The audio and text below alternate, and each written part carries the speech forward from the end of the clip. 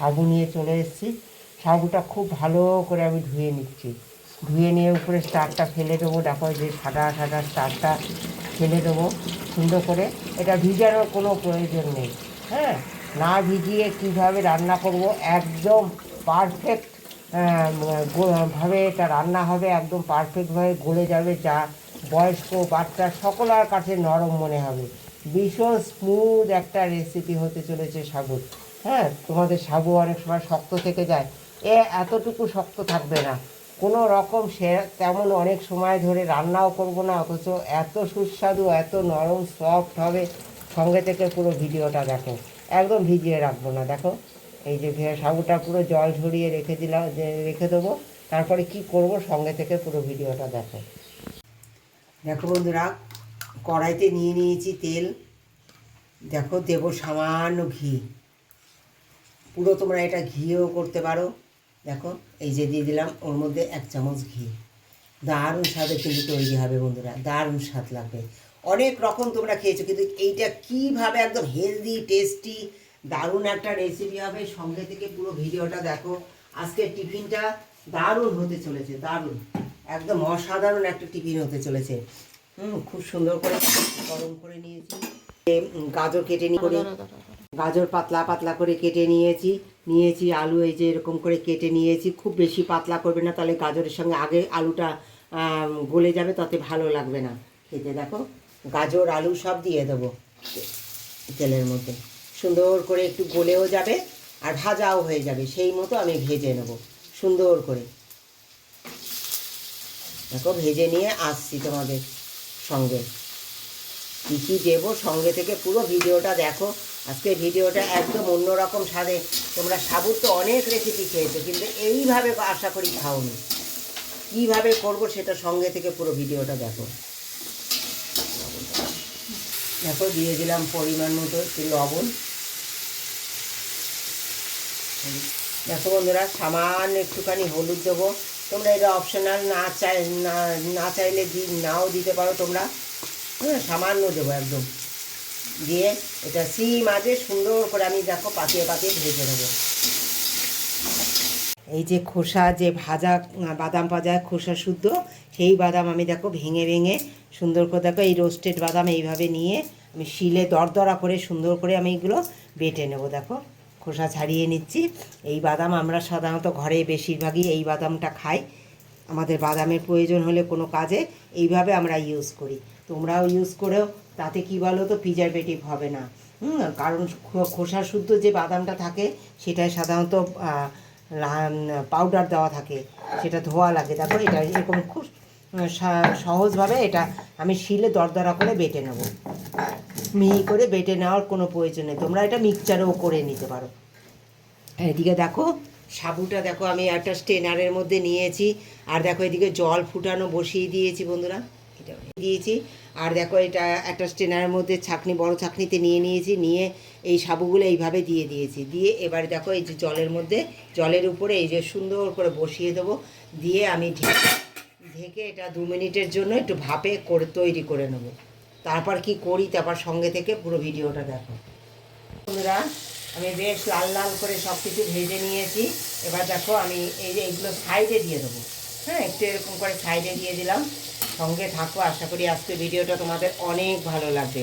অনেক হেলদি হবে একটা রেসিপি, সকালবেলা ঝটপট হয়ে যায়। দিয়ে দেবো এই যে সাদা জিরে অল্প একটু। কেমন লাগছে রেসিপিটা একটা কমেন্ট দিয়ে জানিও। একদম নিরামিষভাবে, এটা তোমরা নিরামিষ দিনে খুব ভালোভাবে খেতে পারবে, খুব ভালো লাগবে, একদম অন্যরকমভাবে হবে। দেখো এদিকে আমি সাবুটা এই যে ভাপে হচ্ছে, ঢেকে দিয়েছি। এই যে ভাপে এখানে বসিয়েছি। এই যে জিরাটা সুন্দর দেখো গন্ধ বেরিয়ে গেছে। এবার সিম করে দেবো। দিয়ে দেখো একটু আদা বাটা দেবো, আমি জাস্ট একটুখানি আদা বাটা দিলাম।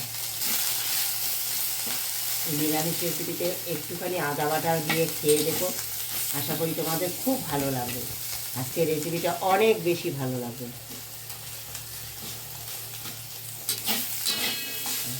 সুন্দর করে ভেজে নিলাম একটু। এইবার দিয়ে দেবো কারি পাতা।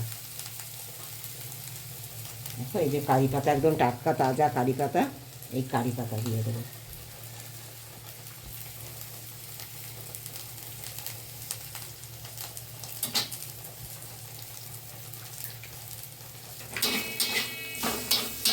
এই সবজির পরিমাণটা তোমাদের ইচ্ছে মতো তোমরা দিতে পারো, কোনো ব্যাপারই না, বেশি করেও দিতে পারো, আরও কোনো সবজি দিতে চাইলে দিতে পারো, কিন্তু আমি দেইনি।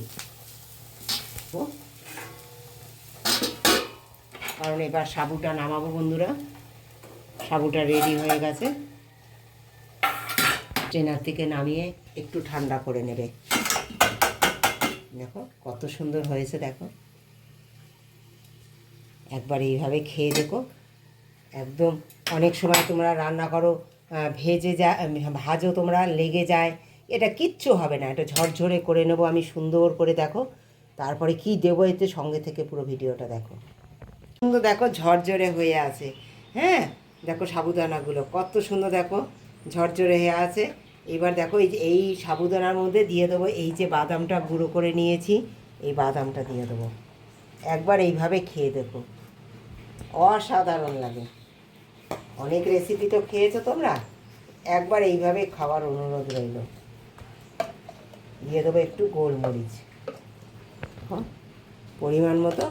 এই যে গোলমরিচ নিয়ে নিলাম, গোলমরিচটা গুঁড়ো মিশিয়ে নেবো এই বাদামের সঙ্গে, একসঙ্গে দুটো দিয়ে সুন্দর করে মিশিয়ে নেব। হ্যাঁ একবার খেয়ে দেখো না, অসাধারণ, একটার সঙ্গে একটা একটুও লাগবে না। কত সুন্দর দেখো ঝরঝরে রয়েছে, কত সুন্দর ঝরঝরে।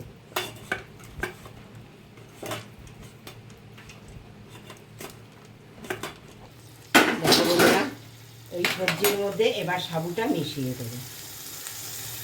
এই যে সাবুটা আমি জাস্ট মিশিয়ে দেবো, আর কিচ্ছু করা, কারণ এটা সিদ্ধ হয়ে গেছে তোমরা দেখেছো, আর কিছু প্রয়োজন নেই।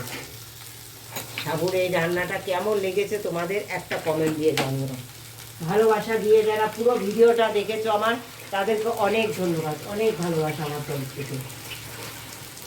একদম হেলদি টেস্টি একটা রেসিপি সকলের জন্য। যারা পুরো ভিডিওটা দেখছো তাদেরকে অনেক ধন্যবাদ। আর কিচ্ছু করার দরকার নেই, এটা পুরো জাস্ট খালি এখন এরকম নাড়িয়ে নেবো, আর কিচ্ছু করতে হবে না। একদম দেখো ঝরঝরে, দেখো একদম ঝরঝরে হয়েছে রেসিপিটা। তোমরা দেখেছো, এরকম ভাপিয়ে নিয়ে যদি করো না, একদম দারুণ হবে। খুব কম তেলে একদম ঝরঝরে একটা সাবু রেসিপি তৈরি হবে। দেখো কত সুন্দর ঝরঝরে, একদম সমস্ত সাবুগুলো গলেও গেছে। দেখো সাবুগুলো কত সুন্দর গলেছে, শুধু দেখো, দেখো কত সুন্দর গলেছে, দেখো কত সুন্দর গলেছে সমস্ত সাবু। হ্যাঁ একদম সমস্ত গলে গেছে, একদম ঝরঝরে হয়ে গেছে। কেমন লেগেছে রেসিপিটা একটা কমেন্ট দিয়ে জানিও। আবার নামাবার আগে দিয়ে দেবো একটুখানি, সামান্য একটুখানি, যেহেতু আমি এটা নিরামিষ রেসিপি করেছি তাই একটু সামান্য মিষ্টির গুঁড়ো দিচ্ছি। তোমরা চিনি গুড় যা হোক কিছু গুঁড়ো তোমরা দিতে পারো, দারুণ লাগবে। না দিলেও হয়, তোমরা স্কিপ করতে পারো। দারুণ হয়েছে কিন্তু খেতে। একটু কাঁচা লঙ্কা দিয়ে দেবে বন্ধুরা, এই যে কাঁচা লঙ্কা দিয়ে দেবো আমি উপর দিয়ে। তোমাদের পরিমাণ মতো ইচ্ছে মতো তোমরা এই কারি পাতা, এবার দিয়ে দেবো ধনে পাতা,